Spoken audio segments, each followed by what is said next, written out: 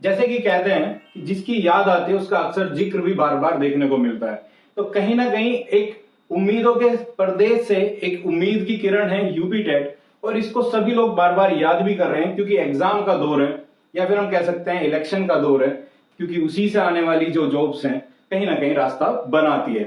तो एग्जाम है जिसको हम बार बार याद कर रहे हैं वो है यूपी टेट, बिलोंग करता है यूपी से, और ये क्या बनाता है, ये बनाता है टीचर्स, जो कि गवर्नमेंट में हो या फिर प्राइवेट में हो, दोनों में ही ये हेल्प करता है। तो अगर आपने अभी तक एग्जाम दिया है यूपी टेट का तो कुछ आपको आइडिया होगा, लेकिन काफी ऐसे भाई बंधु हमारे हैं या भाई बहनें हैं हमारी जिन्होंने अभी तक यूपी टेट का एग्जाम नहीं दिया, वो पहली बार देने जा रही हैं, या फिर हम कह सकते हैं कि आगे आने वाले फ्यूचर में देंगी।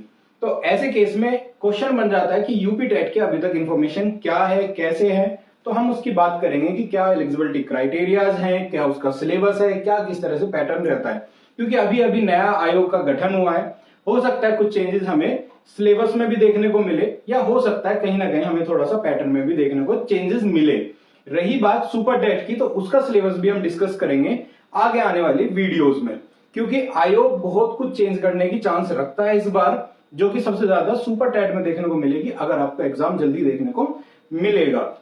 ऐसे केस में यूपी टेट इंपॉर्टेंट बन जाता है, क्योंकि अगर आप एक्सपेक्ट करते हैं कि इलेक्शंस है, जॉब्स हो सकती है, सभी पॉलिटिकल पार्टीज का मुद्दा है कि कितना हम वैकेंसीज दे रहे हैं गवर्नमेंट में, इस तरह के सारे पॉइंट्स हैं, तो यूपी टेट एक अपने आप में बड़ा पॉइंट बनता है, क्योंकि सुपर टेट यूपी टेट से पहले नहीं आएगा। अब बात यह है कि जब सुपर टेट आएगा तब हम पढ़ेंगे, या फिर हम कह सकते हैं जब यूपी टेट आएगा तब हम पढ़ेंगे। तो देखिए ऐसा टोटली गलत है या फिर गलत अप्रोच है, क्योंकि ये अपने आप में आपको बहुत बड़ी मुश्किलों में डाल सकता है, क्योंकि एग्जाम यूपी टेट इतना भी आसान नहीं होता जिसको आप 15-20 दिन में क्रैक कर सके। इवन जिस एग्जाम को हम सबसे ज्यादा आसान मानते थे वो एग्जाम था सी टेट, टीचिंग एग्जाम्स में, और उस एग्जाम ने भी काफी पसीने छुड़ा दिए इस बार। तो आप ये मान लीजिए यूपी टेट तो उसका बड़ा भैया है। तो अगर आप इस तरह की गलती करते हैं तो मान लीजिए कि आप एग्जाम से बाहर हैं, और एग्जाम में अभी कम से कम 3 महीने का टाइम है। अगर कल की डेट में भी आपको फॉर्म देखने को मिलता है तो आपके लिए सुनहरा मौका है कि आप फर्स्ट अटेम्प्ट में निकाल सकते हैं। तो अभी तक जो डिफाइंड सिलेबस है, डिफाइंड जो क्राइटेरियाज हैं, उस पर हम डिफाइंड क्राइटेरियाज पे आज बात करेंगे। अगर कुछ भी चेंज होता है तो नोटिफिकेशन के बाद हम दोबारा से इसको डिटेल डिस्कशन में लेंगे। अदरवाइज अगर कोई चेंज नहीं आता है तो छोटी सी अपडेट के साथ आपको कंटिन्यू करेंगे, और वीडियोस भी लेके आएंगे जो आपको एग्जाम में हेल्प देंगे।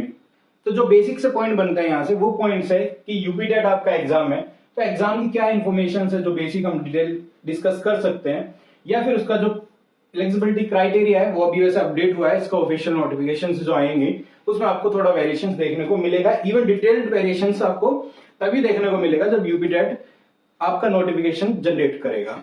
उसके बाद करेंगे हम एग्जाम पैटर्न और सिलेबस की। तो बिना टाइम वेस्ट किए हम शुरू करते हैं, और आप सभी का स्वागत है हमारे टॉपर्स टारगेट यूट्यूब चैनल में। और उम्मीद करता हूँ ये वीडियो आज आप पूरी देखेंगे और हमारे चैनल को भी सब्सक्राइब करेंगे अगर आप पहली बार इस हमारे चैनल पे आए हैं और वीडियोस को देख रहे हैं। तो सबसे पहला पॉइंट आता है, जो मेन पॉइंट आता है कि आपका कौन कौन इस एग्जाम में एलिजिबल है। तो सबसे पहले तो आपकी जो नेशनलिटी है वो एज अ इंडियन होनी चाहिए, या फिर आप बिलोंग करते हो नेपाल, भूटान, तिब्बत से भी आप कुछ कंडीशंस के अकॉर्डिंग यहाँ से भी अप्लाई कर सकते हैं। बाद में अगर हम बात करें एज की, तो एज आपका 18 से लेकर 35 साल का हो। बाकी अगर एजुकेशन की डिटेल पे डिस्कशन करें तो प्राइमरी और सेकेंडरी, जैसे कि आपको पता है पेपर वन जिसको हम कहते हैं कि आपका फर्स्ट से लेके 5th तक क्लास के जो टीचर्स बनते हैं उनको हम कहते हैं प्राइमरी टीचर्स। और प्राइमरी टीचर्स का जो पेपर होता है वो होता है पेपर 1, जिसमें अभी सुप्रीम कोर्ट ने भी जो नया रूल जनरेट करा दिया, या फिर कह सकते हैं नया जो रिजल्ट आया उसकी वजह से डिप्लोमा धारक ही अब क्या कर सकते हैं, अप्लाई कर सकते हैं, वही टीचर बन सकते हैं। अभी भी वैसे इसको अगर आगे देखे फर्दर डिटेल्स में जा रहा है तो हो सकता है कुछ मॉडिफाई देखने को मिले आपको, लेकिन अभी तक के केस में आपको प्राइमरी है तो आपका डिप्लोमा अगर है बाकी क्राइटेरियाज के साथ, तो आप जैसे कि बीटीसी, डीएलएड है, तो आप यहाँ पे अप्लाई कर सकते हैं। उसके बाद बात करें कि यूपी टेट का जो पेपर 2 है, या फिर हम जिसे कहते हैं जूनियर, ये होता है 6 से लेके 8 तक के लिए। तो ऐसे केसेस में आपको क्या मिलता है कि आपकी जो जूनियर है तो वो बीटीसी भी हो सकता है या फिर बीएड भी हो सकता है, दोनों हो सकता है। और जो टीचर्स बनेंगे वो यहाँ से बनेंगे 6ठी से लेके 8वीं तक के। बाकी यहाँ पे डिटेल हमने डाली हुई है जिसको आप रिसीव कर सकते हो टेलीग्राम से या फिर हमारी एप्लीकेशन से भी वहां पे डाउनलोड कर सकते हैं। एग्जाम की इंफॉर्मेशन की डिटेल पे हम बात करते हैं, ये सबसे इंपॉर्टेंट बन जाता है क्योंकि अगर आप ये वीडियो देख रहे हैं तो आप या तो डिग्री धारक होंगे या फिर हम कह सकते हैं बीएड होगा आपका या फिर बीटीसी होगा या जिसको हम डीएलएड के नाम से भी जानते हैं। तो यहां तक आप तो क्राइटेरिया मीट करते ही हैं, लेकिन पॉइंट आता है कि एग्जाम पॉइंट ऑफ व्यू से हम क्या क्या कर सकते हैं। तो देखिए एग्जाम जो आपका होता है वो होता है लगभग 2.5 घंटे का। अब आप कहेंगे लगभग का क्या केस है, क्योंकि एग्जाम है ऑफलाइन और ऑफलाइन के केस में आपको तो जो एग्जाम हॉल में टाइम मिलेगा वो 2.5 घंटे मिलेगा, लेकिन आपको एग्जाम करने का पूरा टाइम नहीं मिलता। उसमें एंट्रीज भी हैं, ब्लॉक्स भी भरने हैं। तो आप इसको मान के चलिए कि आपको एग्जाम में टाइम मिलेगा 2-2.5 घंटे का, लेकिन एग्जाम में थोड़ा 10-15 मिनट का आप रिलैक्सेशन लेके चलिएगा, अदरवाइज आपको दिक्कत हो सकती है। उसके बाद हम बात करें क्वेश्चन जो है आपके वो है 150 क्वेश्चन हैं और यही इंपॉर्टेंट बन जाता है कि आपके पास 150 टोटल मिनट्स हैं 2.5 घंटे में और यही आपके टोटल क्वेश्चंस हैं। तो लगभग आपका 1 मिनट का टाइम आपको मिलता है जिसमें आपको ये करना होता है। लेकिन अगर आप देखेंगे ऑफलाइन केसेस में तो आपको प्रॉपर्ली 1 मिनट भी नहीं मिलता पर क्वेश्चन पे, तो आपको स्पीड्स वगैरह मेंटेन करनी होगी। तो यहां से आपका एक पॉइंट बनेगा टाइम मैनेजमेंट। ठीक है, टाइम मैनेजमेंट जो कि बहुत जरूरी होगा, जो कि जैसे कि हम कह सकते हैं सीटेट वालों को भी अब की बार इशू फेस करना पड़ा जब वो ऑफलाइन एग्जाम देने गए। बाकी एग्जाम में अगर हम बात करें नेगेटिव मार्किंग की तो ये अभी तक नहीं इंट्रोड्यूस की गई है, तो उम्मीद है कि ये आगे भी नहीं आएगी। एग्जाम मोड में ऑलरेडी आपको बता चुका हूं, एग्जाम का जो मोड है वो ऑफलाइन है, तो हम कह सकते हैं पेपर एंड पेन का है। OMR सीट आपको भरनी होगी, तो ये आपका पेपर का मोड हो गया। इसमें पासिंग मार्क्स की अगर हम बात करें तो जनरल कैटेगरी के 60% मार्क्स लाना जरूरी है, जो कि बैठते हैं 150 में से 90 number 60%। OBC SC ST PWD के केस में 55% होना चाहिए और 82 मार्क्स बनते हैं। जो यूपी के एग्जाम यूपी स्टेट्स में दे रहे हैं तो यूपी के अकॉर्डिंग ही ये सब होना चाहिए। बाहर के केसेस में वो अगर बाहर के स्टेट्स है तो वो जनरल कैटेगरी में रहते हैं, वो एज पर नोटिफिकेशन पे आप चेक कर सकते हैं अगर आपको किसी अदर स्टेट से या फिर अदर आपका केस लगता है। उसके बाद अगर हम बात करें एग्जाम पैटर्न की पेपर 1 की, तो यहाँ पे आपके पास कुछ सब्जेक्ट्स हैं, ये फिक्स है आपके लिए, कोई ऐसा चेंज नहीं है। बस एक चेंज आता है कि आप लैंग्वेजेस अपने प्रेफरेंस से ले सकते हैं कि आपको कौन सी लैंग्वेज है। लैंग्वेज में आपके पास एक होती है हिंदी, एक आती है इंग्लिश, एक आती है उर्दू, एक आती है संस्कृत। इन 4 लैंग्वेज में से आपको 2 लैंग्वेज सिलेक्ट करनी होती है। पेपर 1 में, पेपर 2 में आप ले सकते हैं। पेपर 1 में हिंदी हो गई और पेपर 2 में जनरली लोग इंग्लिश प्रीफर कर लेते हैं। उसके अलावा हम बात करें कि आपके पास चाइल्ड डेवलपमेंट एंड पेडागोजी, जिसको लोग सीडीपी के नाम से ज्यादातर जानते हैं, और सीटेट में सबसे ज्यादा इंपॉर्टेंट होती थी सीडीपी, लेकिन यहाँ पे पैटर्न थोड़ा डिफरेंट है। तो यहाँ पे सीडीपी सिर्फ आपकी 30 नंबर की ही मिलेंगी 30 क्वेश्चंस के साथ। बाकी जो एग्जाम्स है बाकी जो सब्जेक्ट्स है इसमें इतना बड़ा गेम चेंजर सीडीपी नहीं होता। तो सीटेट वाले अक्सर इस चीज को गलती कर जाते हैं कि वो सोचते हैं कि यूपीटेट भी ऐसे ही है और हम इसको क्लियर कर सकते हैं, लेकिन यहाँ पे इसका पूरा सिस्टम अलग है। लैंग्वेज 1 में आप जैसे हमने कहा जनरली लोग जैसे हिंदी ले लेते हैं, तो एग्जाम्पल के लिए हिंदी ले लिया, और दूसरा इंग्लिश की हम बात कर लेते हैं, दूसरा हो गया इंग्लिश। दोनों क्या होते हैं 30-30 मार्क्स के हैं और इसमें ज्यादातर आपको कंटेंट ही देखने को मिलता है। कुछ स्पेसिफिक क्वेश्चन है, 2-3 क्वेश्चन है, 5 क्वेश्चन तक हार्डली पेडागोजी से बनते हैं, अदरवाइज ये आपको देखने को मिलेगा। मैथ्स है, मैथ्स का स्टैंडर्ड अच्छा है कहने में, जैसे हम यूपीटेट के केस में कहते हैं कि जैसा आपका जो स्टूडेंट है वो 11 साल तक का होगा, अगर आप प्राइमरी क्लासेस की बात करें तो लगभग उसी हिसाब से, उसी मानसिकता के हिसाब से क्वेश्चंस भी पूछा जाता है। लेकिन यूपीटेट में थोड़ा सा इसका लेवल अप कर दिया जाता है, कहा जाता है 11 साल का बच्चा ही, या फिर हम कह सकते हैं 5th क्लास का बच्चा ही, लेकिन आपको लेवल थोड़ा अच्छा देखने को मिलता है। क्योंकि आपने अगर आप यूपी बोर्ड से पढ़े होंगे तो कहीं ना कहीं वहां पे देखेंगे थोड़ा सा मैथ साइंस को लेके वो बाकी जो कोर्सेज चलते हैं उनसे थोड़ा सा डिफिकल्टी लेवल हाई रखते हैं यूपी बोर्ड के। तो एनवायरमेंट स्टडी भी आपका काफी वाइड सब्जेक्ट है, इसको ईवीएस की तरह जो हमने सीटेट में पढ़ा है उसकी तरह इसको नहीं ले सकते। आगे हम बात करें पेपर 2 की, तो पेपर 2 भी बिल्कुल सेम है, आप कह सकते हो पेपर 1 की तरह, या फिर हम कह सकते हैं सीटेट पेपर 2 की तरह, जिसमें आपका सीडीपी है जो 30 नंबर रखता है। लैंग्वेज 1, लैंग्वेज 2 आपके पास यहाँ पे भी ऑप्शन है, और आपका जो मैथ साइंस का जो पोर्शन है वो होता है 60 मार्क्स का, या फिर हम कह सकते हैं 60 क्वेश्चंस का। और अगर आप साइंस साइड से नहीं है तो उस केस में आप सोशल स्टडीज एसएसपी ले सकते हैं, वो प्रॉपरली आपका 60 मार्क्स का जाएगा। नेक्स्ट हम बात करें कि आपके पास क्या आ जाता है कि जो सीडीपी है, जो बाल विकास है, उसमें आने वाले मेन टॉपिक्स क्या है। जैसे कि आपने पढ़ा होगा बाल विकास की कैसे कैसे बच्चों का विकास होता है, उनकी वृद्धि क्या है, उनमें डिफरेंसेस क्या है, उस तरह से क्वेश्चंस क्या है, ये सारे चैप्टर्स हैं जिसमें आपको देखने को मिलता है सीखने का अर्थ क्या है, इससे रिलेटेड जो सिद्धांत हैं, व्यक्तिगत मतभेद क्या है, जैसे सभी लोगों की इंडिविजुअल आइडेंटिटी या फिर उनका बिहेवियर, उनकी चीजें, तरीके सब अलग अलग होते हैं, तो उनमें कैसी विविधताएं हैं, किस तरह की चीजें हैं, बुद्धिमत्ता की उसके क्या सिद्धांत हैं, क्या क्या किसी ने नियम दिए हैं, इस तरह के आपको सारे क्वेश्चंस देखने को मिलेंगे। सीखने में किस तरह की समस्याएं आती हैं बच्चों को, उस तरह के क्या क्या समाधान है, किस तरह उन्हें ट्रीट करना चाहिए, इस तरह का जो पोर्शन है वो आपको सीडीपी में ही देखने को मेनली मिलेगा। जैसे मूल्यांकन का अर्थ क्या है, क्यों करते हैं, मापन क्या है, दोनों में डिफरेंस क्या है, तो ये सारा कंटेंट आपको पढ़ना होता है अपना सीडीपी में, बाल विकास में। ओके, उसके बाद बात करते हैं, अगर हम देखें तो हिंदी अगर हम लैंग्वेज 1 मान के चलते हैं तो ऐसे केसेस में आपको 2 अनसीन पैसेज मिलते हैं, जिसमें आपको जो कविता है वो, या फिर हम कह सकते हैं गद्य और पद आपको मिलता है।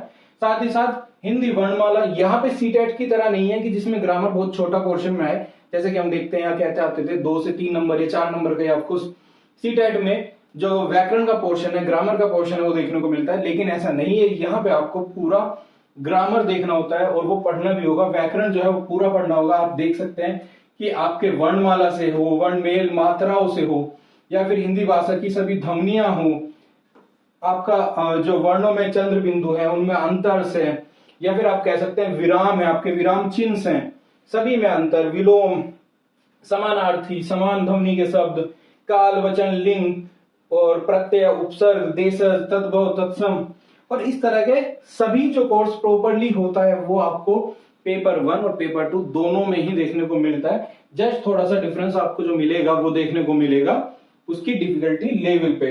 आगे हम देखें तो कुछ पोर्शन इसमें जो 2 से 3 नंबर या हार्डली 4 नंबर पे जाता है, वो जाता है पेडागोजी से, शिक्षण शास्त्र से हिंदी लैंग्वेज में। इवन आप ये कह सकते हैं अगर आपने पेपर 1 हिंदी लिया, पेपर 2 इंग्लिश लिया, उस केस में जब आप एक सब्जेक्ट को कभी भी पढ़ते हैं, मान लीजिए आपने हिंदी पढ़ा और उसको जब आप इंग्लिश लैंग्वेज पेपर 2 के जो लैंग्वेज 2 के लिए आप जाते हैं, तो उस केस में आपको पेडागोजी जस्ट ट्रांसलेटेड फील आती है, क्योंकि जो स्टैंडर्ड रूल्स हैं, जो स्टैंडर्ड पैटर्न्स हैं कि बच्चा कैसे सीखता है, उसको क्या दिक्कतें आती है, उसका जो भाषा का विकास है वो किस तरह हो सकता है, जैसे हम कह सकते हैं मूल्यांकन करना, जैसे बोलना सीखना, पढ़ना सीखना, ये सारी जो चीजें हैं वो बच्चा चाहे हिंदी की बात करें, चाहे इंग्लिश की बात करें, या फिर कोई और लैंग्वेज हो, तो उनका पैटर्न वो स्टैंडर्ड सेम है। जैसे बच्चा नॉर्मली क्या होता है, सबसे पहले सुनता है, वो तो पैदाइशी उसका खैर गुण है जो मिला है सुनना, लेकिन वो धीरे धीरे क्या करेगा, बोलना शुरू करेगा। तो इस तरह का बच्चे का जो विकास है वो एक पैटर्न है, सीधा सीधा सा पैटर्न है, मतलब अल्टीमेटली बिल्कुल सीधा नहीं होता, लेकिन एक वे है जिससे वो होकर गुजरता है।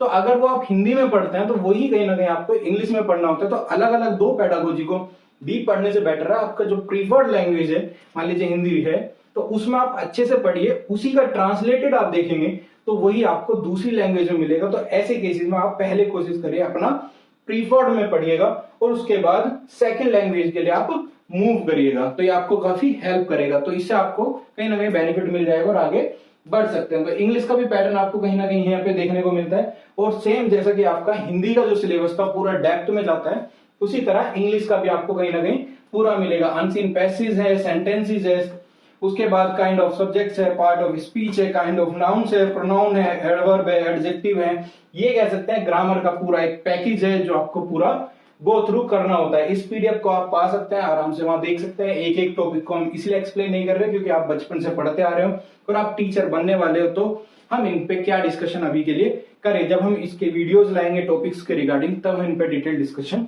करेंगे। उसके बाद हम बात करें पेडागोजी, अगर इंग्लिश में ही आपको लैंग्वेज 2 ली है तो उस केस में अगर आप देखेंगे तो उसी तरह के जो बच्चे हैं, जो केसेस है पेडागोजी के, वो सेम आएगा। उसका लिसनिंग, स्पीकिंग, राइटिंग, रीडिंग, उसके बाद जो आपका किसी तरह का भी चैलेंजेस फेस कर रहा है बच्चा लैंग्वेज से, लैंग्वेज एक्विजिशन क्या है, लैंग्वेज लर्निंग क्या है, उसी तरह का सारा कुछ आपको ट्रांसलेटेड फॉर्म में अपना आप में ये देखने को सेकंड लैंग्वेज में मिल जाएगा।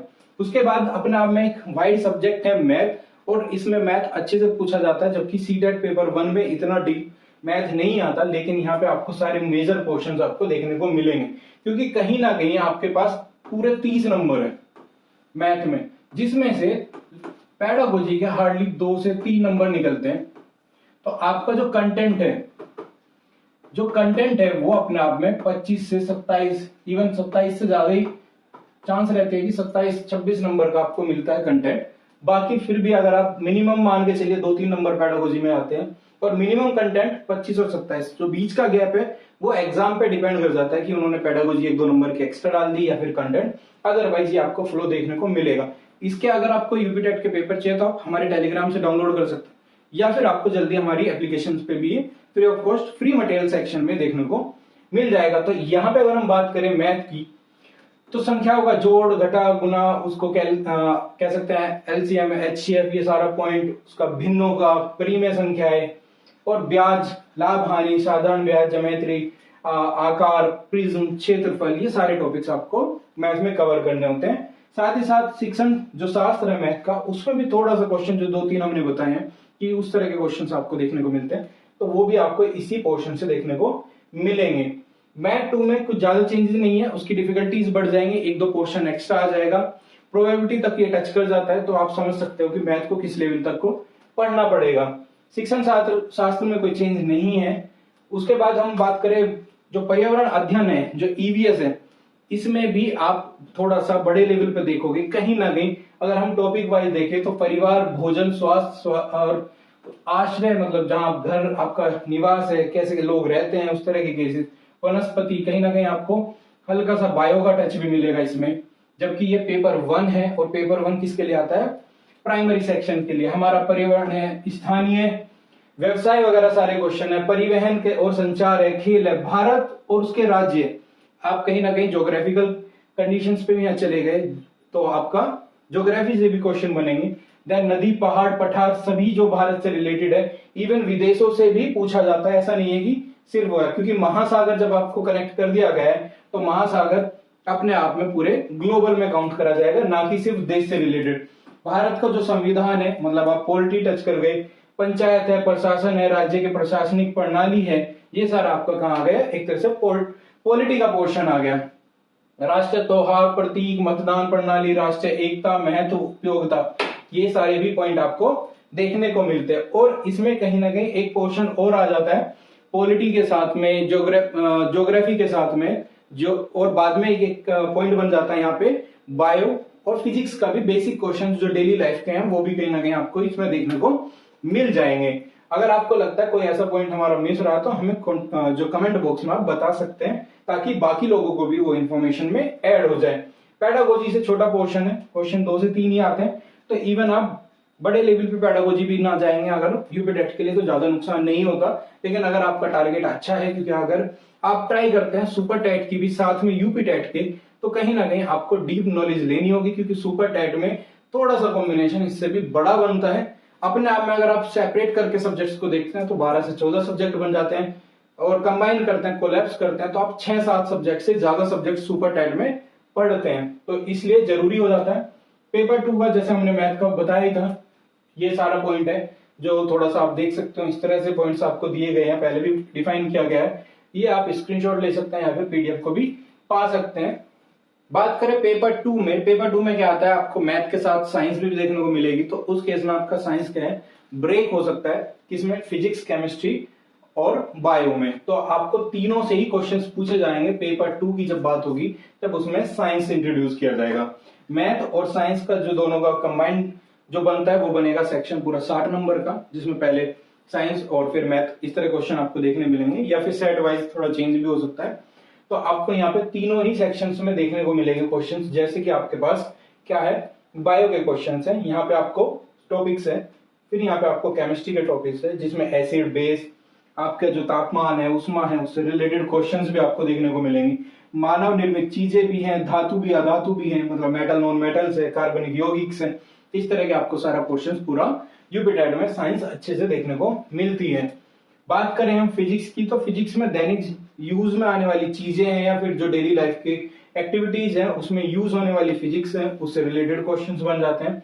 मापन है इलेक्ट्रिसिटी से या विद्युत धारा से, जो हम कह सकते हैं चुंबक है, गति, शक्ति, ऊर्जा, कंप्यूटर, ध्वनि, प्रकाश, वायु, जल, उत्पाद और पर्यावरण, ये सारे जो टॉपिक्स है कंबाइंड अपने आप में ये देखने को मिल जाते हैं। ये टोटल जो पोर्शन बनता है वो बनता है 30 मार्क्स का, और जिसमें आपको ज्यादातर चांसेस रहते हैं, डिवाइड बाय आप 3 करते हैं अगर, तो 10-10 मार्क्स का बनता है, लेकिन हमेशा ये देखने को नहीं मिलता। जनरली आपको बायो का पोर्शन थोड़ा कम देखने को मिलेगा। केमिस्ट्री और फिजिक्स में आप ये कह सकते हैं टफ कंपटीशन रहता है कि कौन क्या ज्यादा रहे, पर ज्यादातर फिजिक्स आपको 1-2 नंबर का ज्यादा देखने को मिल सकता है, या फिर केमिस्ट्री 1-2 नंबर का अगर ज्यादा मिलता है तो इन्हीं दोनों में से आपको मिलेगा। बायो जनरली 2-3 नंबर कम पूछा जाता है, तो आप आइडिया ले सकते हैं 7-8 नंबर से आपको बायो बनेगा, बाकी नंबर जो डिवाइड है वो बन जाएगा फिजिक्स और केमिस्ट्री से। तो आज की वीडियो में इतना ही, जिसमें हमने कुछ डिस्कशंस किया कि यूपी टेट क्या है, कैसे करेगा काम, तो और साथ ही साथ सिलेबस का।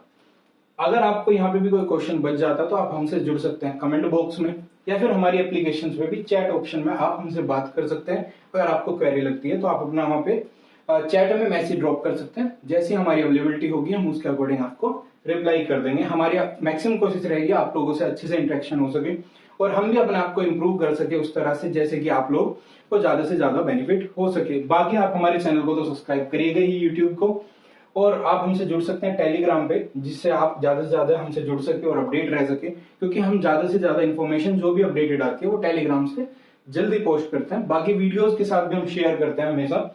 इंस्टा और फेसबुक पे आप जुड़ेंगे तो जैसे जैसे कनेक्शन बिल्ड होगा उतना ही मेहनत से हम भी आगे बढ़ेंगे। तो आज की वीडियो में इतना ही। जय हिंद, जय भारत।